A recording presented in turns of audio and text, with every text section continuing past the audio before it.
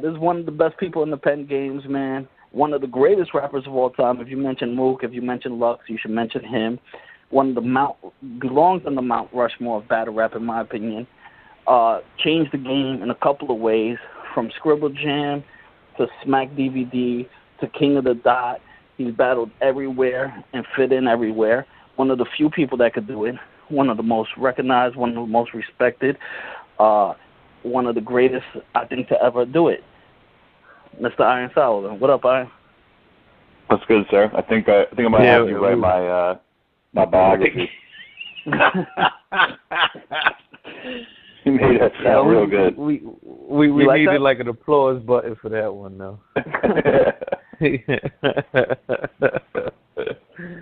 Nah, I was good, man. Thanks for coming on, man. Chilling, man. Chilling. How you? Good, man.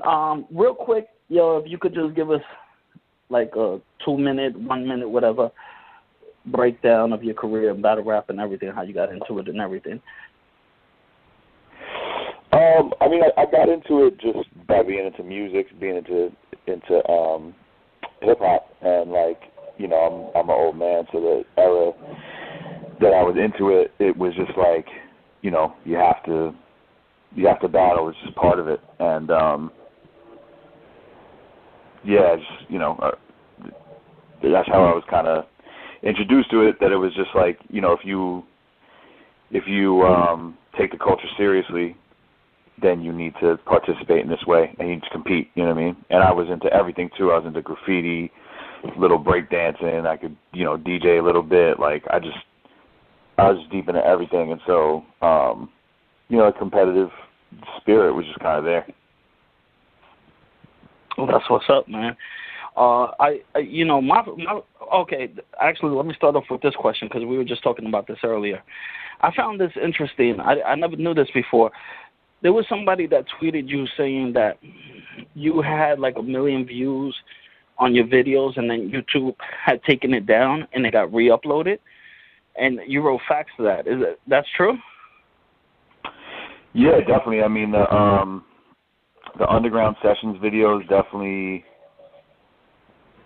some of them hit 1 million, and then, you know, the battles would be broken up into a couple different parts, so it would be like one part has 1 million and the other part has 600,000 or something like that. And then I don't know if it was Real 6 or I don't know exactly how they got taken down, but they were down for a little while, and then they went back up, and then now those old ones are probably back up around like 600,000 or something like that. But there was definitely a time where I was the most viewed on YouTube for a while, for a long time. That's crazy. Yeah, your reply was me and Arsenal are the most viewed and stuff. Yeah, I mean, I remember when someone told me that Arsenal was the most viewed. I wasn't really tuned into like who he was at the time, and I was like, what? Like, how is, you know, I was a little bit salty. I was like, how is that? How's that even possible? Like, some of my shits are crazy. And then, but yeah, I mean, you know, obviously, that was a long time ago. But I think I'm one of the first ones that really went viral like that. That's dope. I think when I first, I mean, I knew about Scribble and everything, but I never like really watched them. You know, it was when I got older and stuff that I saw the Scribble. I think my first battle I saw with you was versus the Saurus, which was dope. Yep, Jump Off. Jump Off, yeah. Yeah, I mean, I learned about Scribble Jam from graffiti magazines. You know what I mean? Because it was. Scribble Jam was like a whole festival, like 2 days, couple days, and they would have like graffiti and breakdancing battles and DJ battles. Like, it was just like it was like summer jam for like underground hip hop. It was like everything, you know what I mean? And I read about it. I read about it in a graffiti magazine, like in, I don't know, probably 97, 98, something like that. Whenever I was like in high school and shit. That's dope, man. Yo, by the way, if you don't know who's co-hosting with me, he's the one who asked Big K the question when the conference with you guys. Why do you have 90% of Twitter blocked? Oh yeah, legend, right? Yeah, man. Yeah, what's up, bro? How you? I'm cool, man. I'm cool. I have before we go any further, I got one one question I gotta ask you based off some of the things you just said. You know, right now, if we put you on the spot, can you still breakdance? Hell no. Hell no. I was never really nice. It was like I had like a 6-step or whatever, and like I just wanted to try it all. I could still probably do it, like, you know, I could still rock with a spray can.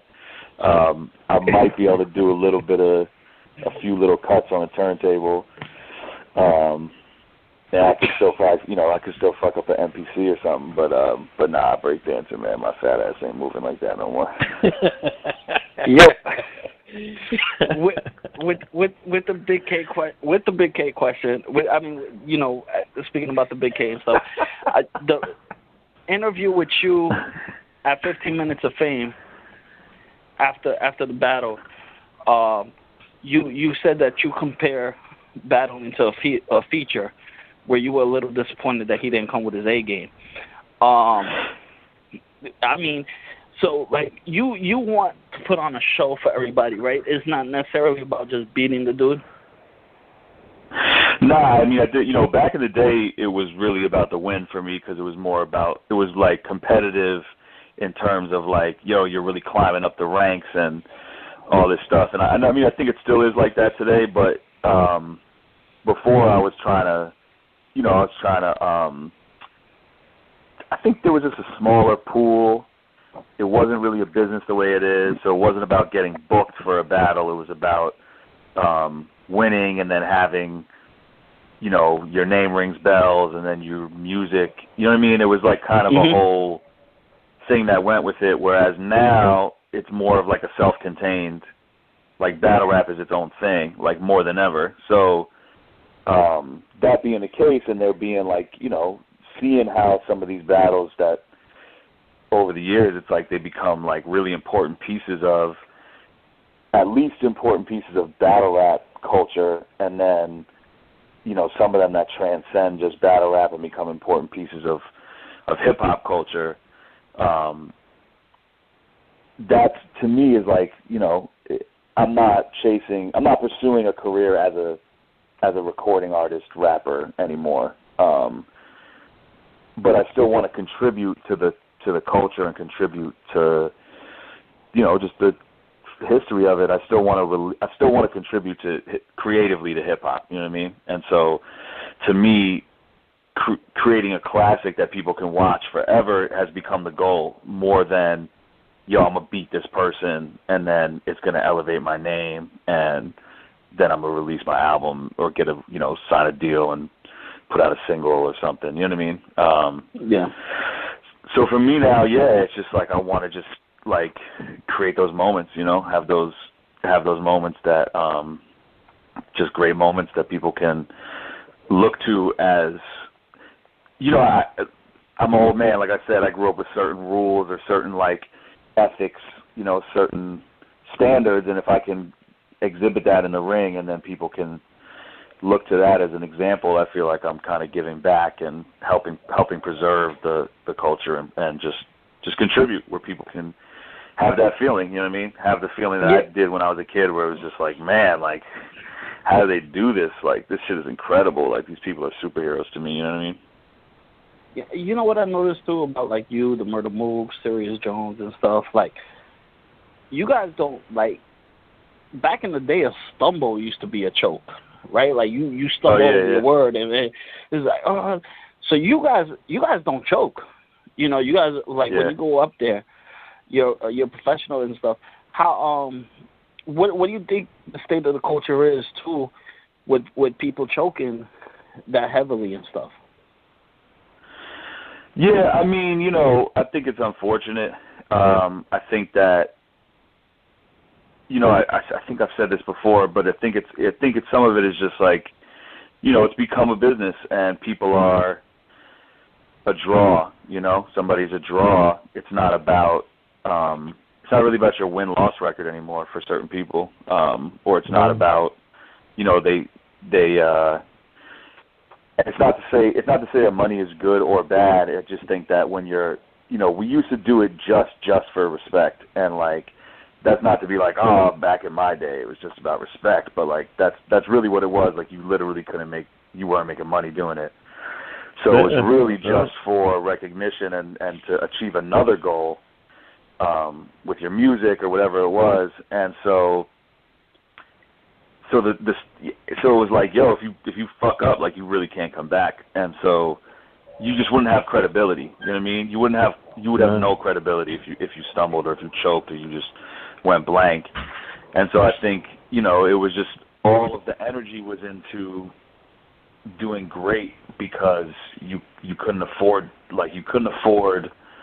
not financially to not do great, but you couldn't afford, like, culturally, like, you couldn't afford it, your career, just everything you couldn't, your ego, your emotions, like, you couldn't afford it. And I think that money just divides the focus to a certain extent. I think it's great that people can make a living and that people can be flawed and still benefit financially from something creative. I think is amazing. So I'm not necessarily saying anything bad about, like, the money, but I just think that does play a role. It's like if you're going to get booked tomorrow anyway,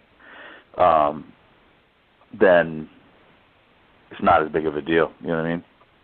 Yeah, but I noticed that too. It was funny, like, me and Mercy had that conversation. It was just an observation, like, where back, like, like I said, if you stumbled on your words, like, if you watch Mook versus Jay Mills, and it's like, and they stutter, it's like, oh, we got you stuttering, and it's just weird how it just went. It's just weird. Yeah, the Fight Club rules was that they would cut you off, like, your round would be over if you stumbled at all. Yeah. I forgot to mention that on your intro. Go ahead. Let me, so, just to take a step back for a second, Ian, I know you were talking about, some of the elements of hip-hop.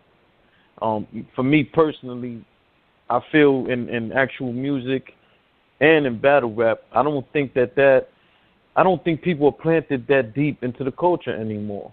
Do you see it that way? And if so, what is your take on it? Yeah, I would agree with that. I mean, I think that's definitely true. I'm not exactly sure. I think it's because hip hop became, like, glamorous, you know what I mean? And so it's kind of another thing where it's like a gift and a curse, where it's like it's great to make money off of it. But then at the same time, like, it used to be about making something out of nothing in a way that wasn't, I don't know, it was still super dope to, like, climb a barbed wire fence and break into a train yard and be fit dirty and, like, you know what I mean? Like, there was still something about it that was rugged in a certain way that was, like, again, it's like you don't benefit, like, from that at all, like, except to be creative and do something cultural and have other people that have the same, like, values or the same kind of aspirations or creative aesthetic as you, to just be recognized for your skill and your commitment. You know what I mean? Like, you're risking like going to jail and you're not making no money. It just doesn't get you anything. You know what I mean? It's not even like girls, really, because, like, it's mostly other dudes that just are like, it's just art. You know what I mean? It's just art. So, like, I think like it's cool. It's dope that it became a means to an end. I think a lot of people see it's a hustle for a lot of people, but I also think that the kind of art for art's sake has died a little bit. You know what I mean? Because now it's like, I think back in the day it wasn't like, okay, this is a way out of these fucked up situations that people live in. I think it was like, this is a way out mentally of life. You know what I mean? It wasn't like, yo, I'm gonna get this music, I'm gonna get this deal, and I'm gonna make this money. And it was like, yo, like, the world is a fucked up place, or, my home life is fucked up, or I'm poor, or whatever people's reasons were. We need to get out of here. I need to get out of here, like, in my mind. You know what I mean? I need to leave my crib for a couple hours and go put my name on some shit and, like, then I can tolerate like riding the train to school in the morning because I could see my shit and like I know other people respect it. You know what I mean? Like, yeah. I mean, that's how it felt for me as a teenager. That's why, you know, to me it just gave everything like so much meaning. It was just like, man, like, oh, I don't even know, you know, it's like, it really just like superhero shit. It's like you get to be a superhero and it doesn't even, you just get to be a superhero, just a person, just like I could write my name a certain way and the flair I put on these letters like makes me a superhero, or I could say this, or I could, you know, beatbox this way and people look at me like I'm an alien. You know what I mean? Like, and I think the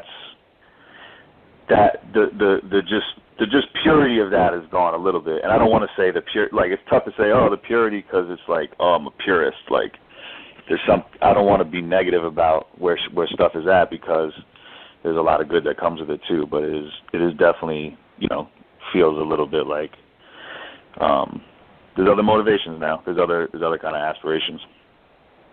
Yeah, I know, like you were always an animal too when you spit too. Like, you know, you saw the aggressive side of you, but you know there's like a new Solomon on Twitter. You know, like you calling Bird, you calling Holla, like you stirring the pot a little bit, and I'm not used to seeing that from you.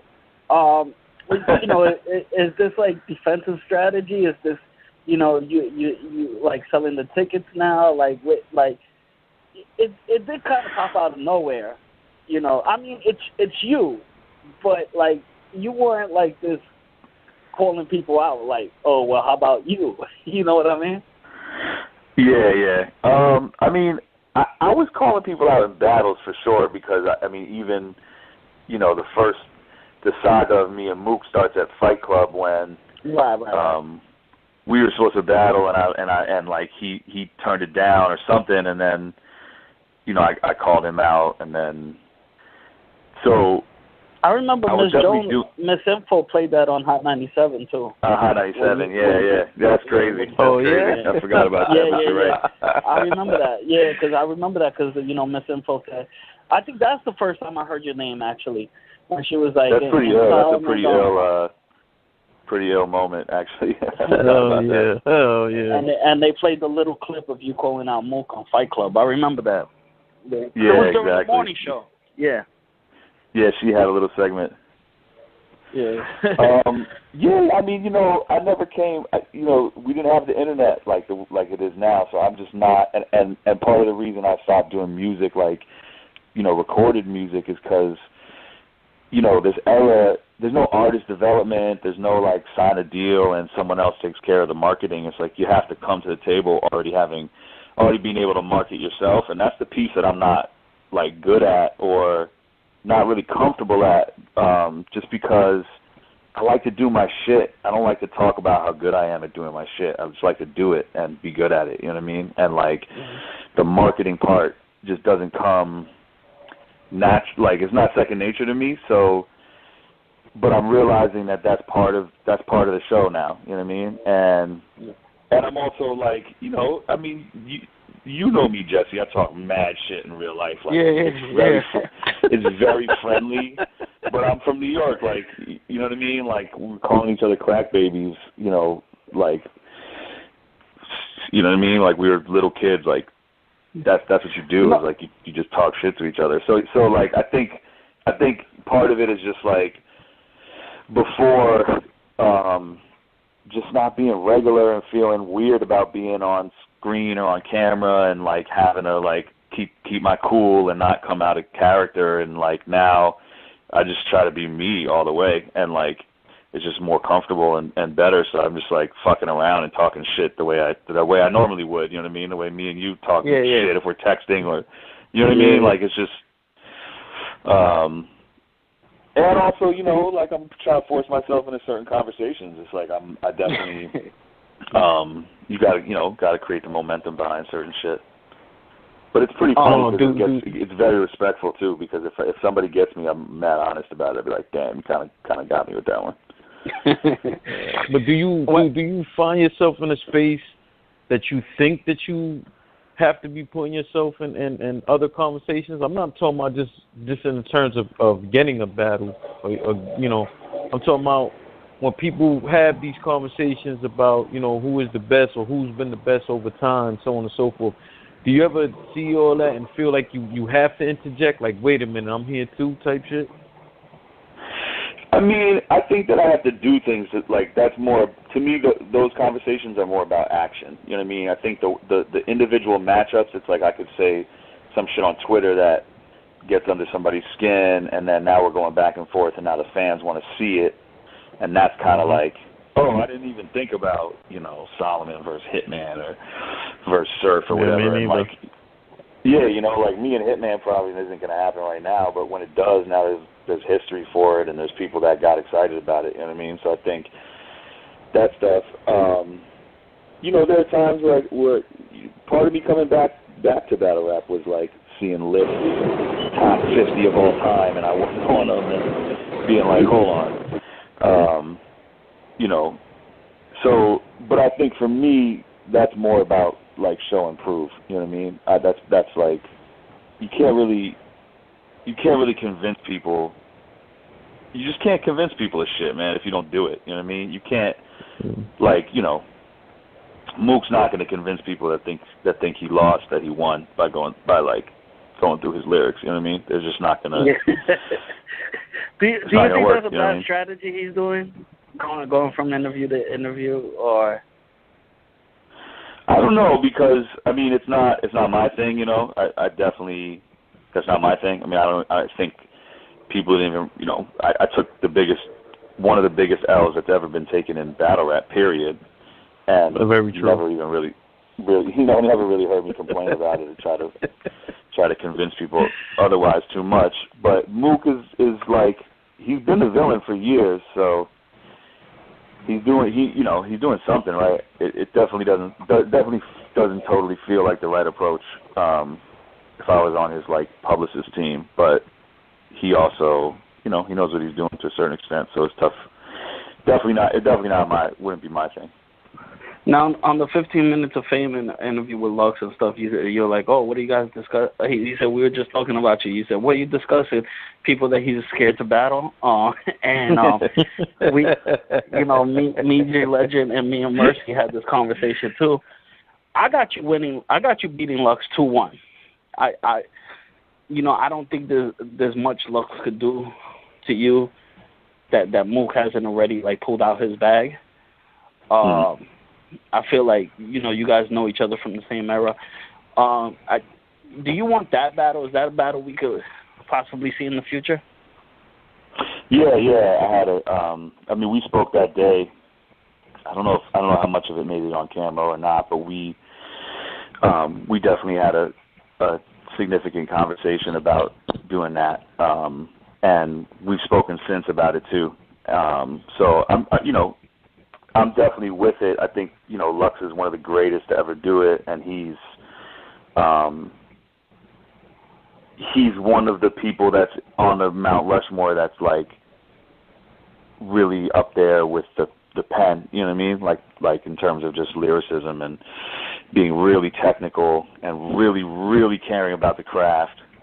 And so to me that's exciting because I know that the people are going to be tuned in for that, and that's the shit that I love the most. You know what I mean? It's like the haymakers are dope, but like the small room shit that's just like crazy technical. When you really like, sometimes I write shit and I'm not even like not being like, oh my god, I can't believe I wrote that, but just being like, yo, I can't believe that language works like this. Like, how is it possible that got put together and that works like that? Like, that's crazy, yo. And it's not even me. It's me just more being excited about hip-hop and slang and language and battle rap than it is about me being the agent that put it together. And I just think that me and Lux is one of those battles that is like, you know, it's just important, like, culturally, I feel like, to give people that and to, the way me and Nitty feels to me, where it's like, yo, like, we needed that, you know what I mean? Like, I needed that, I wanted to make that for people, and I wanted to make it for myself, and, you know, me and Lux, I think, is like that. And you hear his interviews, too, like, I know there's other names that might be, like, have been marketed more, but I think that he realistically is the most excited about the idea of me and him battling from a creative standpoint. It's just, you know, the public perception or just the energy behind it has to be right, you know. Yeah. Well, but besides this the potential matchup of you and Lux, who else do you see on that level where it's almost like this person would make me elevate my game or would make me have to be more creative? I mean, I think all of the people, really, honestly, everybody, bro. Like, everybody to me is really good. Like, anybody that I would battle, period, is just really good at what they do. And I'm always like the same way. I'm like, yeah, I wanted to break dance and like write graffiti and DJ. Like, I just wanted to do everything. When I see people who are good, like, I want to rap like them. Honestly, you know, it's like when I listen to Jay-Z, I want to rap like Jay-Z. When I listen to Company Flow LP or Cannibal Ox or, you know, FT or like Hieroglyphics or whatever else, like, I want to rap. Like, I hear that music and I'm like, damn, I want a song like this. So when I see people who are really good and I want to battle them, I kind of want to step into their world. So it's really hard to beat people at their own game. So I think everybody is a challenge, but I think definitely, you know, the guys that are up there, man, like Roc or Hitman, Verb, Hollow, you know, Surf, all of them I think are different types of challenges and really great at what they do, you know what I mean? And I would want to, for the most part, see them in their best element. Like, you got to battle Tay Roc in New York on Summer Madness. You know what I mean? I was just going to say that. I was just going to say, does somebody like Roc have to be on the URL stage? I was just going to ask that. Yeah, 100%, because you want them. I personally would want him at his best, and that's the challenge. Is like, can I be this as good as him on this stage? Like, can I do this as well as him, or how do I approach this to be better than him? And either way, how do we make the best shit possible? And like, if he's going to be the best on that stage, and that's what you want, you know, that's what you want.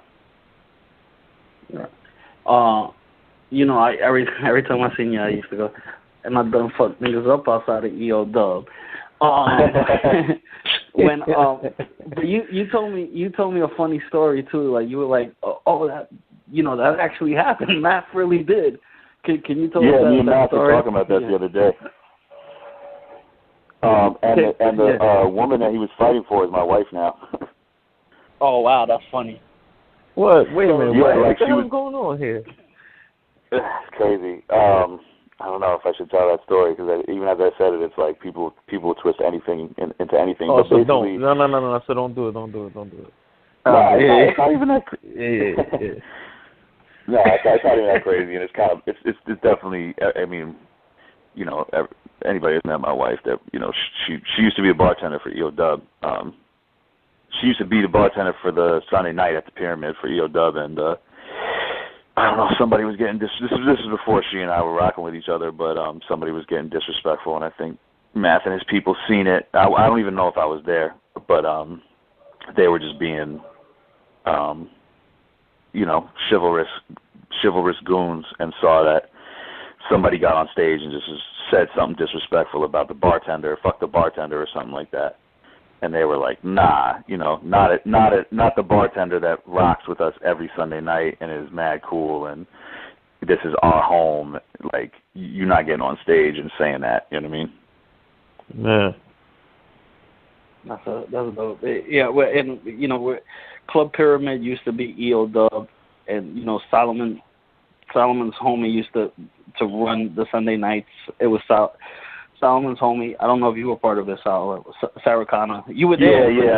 I used to organize. I didn't start it, but I got down with it later and used to. Right.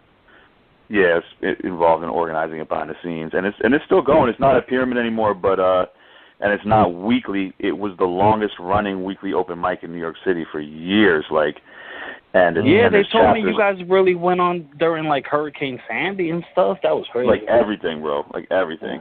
And now there's like international, like there's Paris and Spain and Uganda, and like there's chapters everywhere. It's crazy. Like I'm not even caught up. I'm not even up to speed on all of it, but it's really kind of incredible. All right, man. I know you're crunched for time, man. I want to appreciate you. Yo, J Legend, you got any last questions you want to ask Solomon? Yeah, just one last.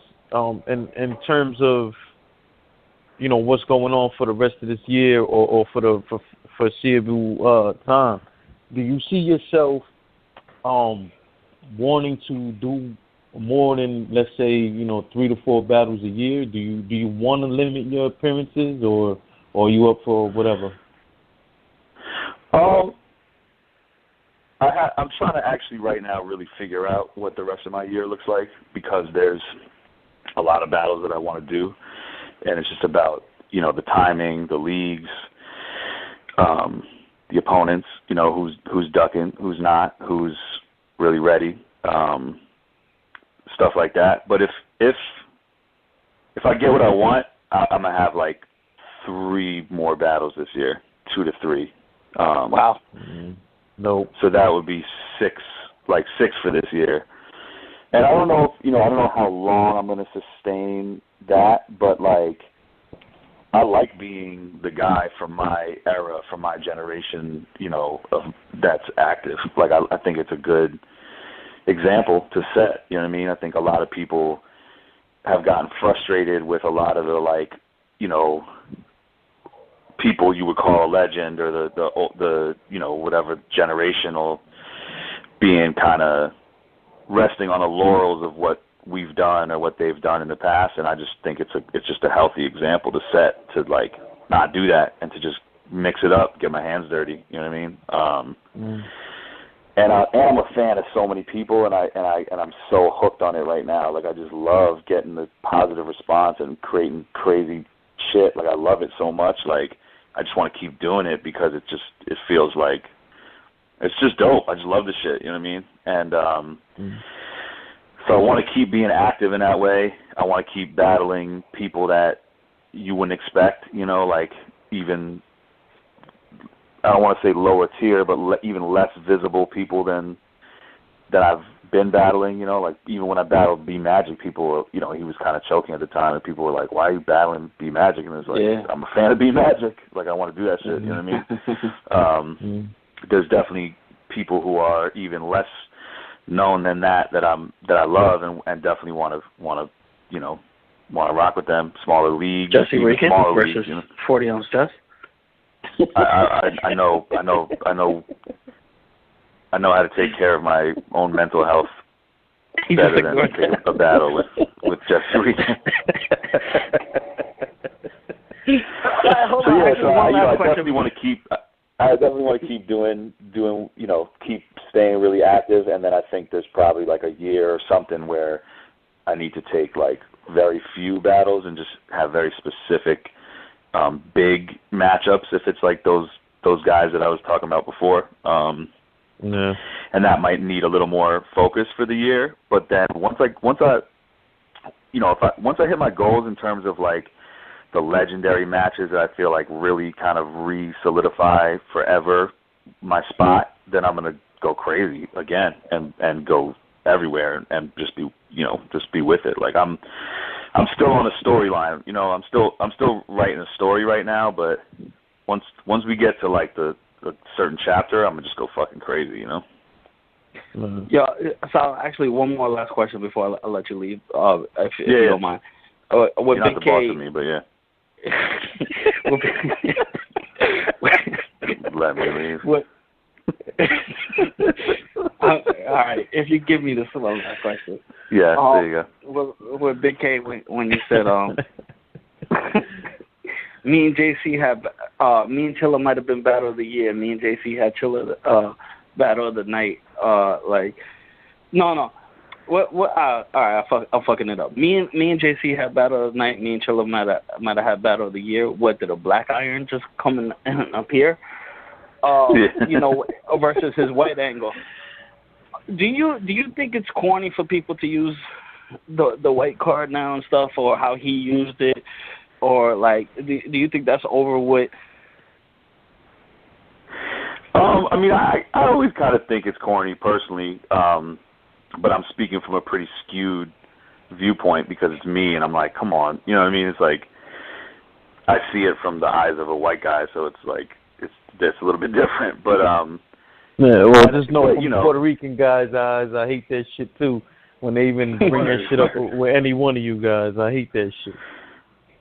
Word, yeah, I appreciate that. And like, and I you know, me in general, I don't really like any kind of race angle really, because I just feel like I don't know, it's just, you know, any time that you're using one individual person to be a representative for the actions of their race, it's just problematic to me. You know what I mean? It's like whether it's white or Puerto Rican or black, it's like that's kind of the foundation of racism. And it's not, you know, I know battle rap, like I'm not really into super PC shit, but at the same time, for me personally, I'm just not into it. You know what I mean? Like I think I get it that some racist shit can be really funny. Like I definitely have really diverse groups of friends where we all make fun of each other's race, and it's like healthy because then when we turn around and talk about politics or something social, we understand where we all come from, and it's like it's family. You know what I mean? Yeah. But I think when you're in front of the public and you don't really know how other people are going to interpret you, I just think it's a little bit dangerous, and it's a little bit easy too, because it's like, okay, like if you know, feel like, yeah, white people have stolen everything from black people, and if you can say, you know, get up here and make the case that because I'm Jewish, whatever that means, because I'm not even religious, but I'm like, you know, ethnically come from a lineage of Eastern European Jews who, you know, there's a theory that these are people that converted to Judaism, and so that's another thing that white people stole from black people. Like, it's a super strong narrative to say to a room full of black people when I'm a white person. It's like very effective, you know what I mean? To be like, yo, white people are the worst, and you epitomize this by being a Jew is like,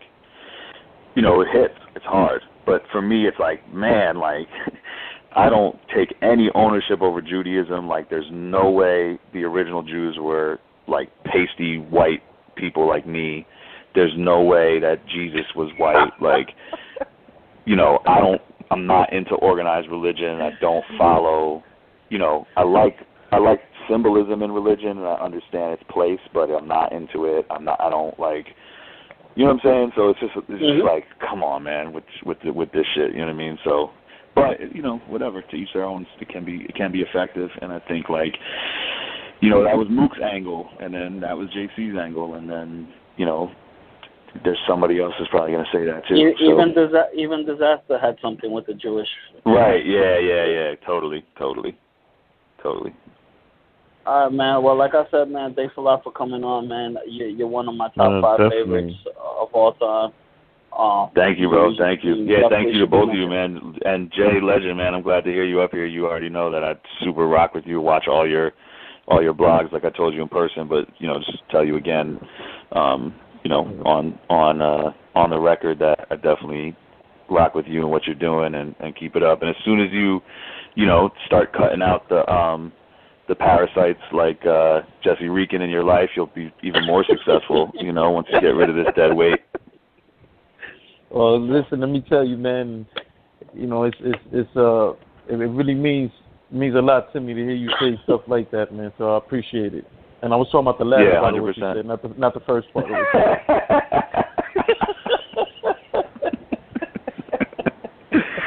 Oh, man.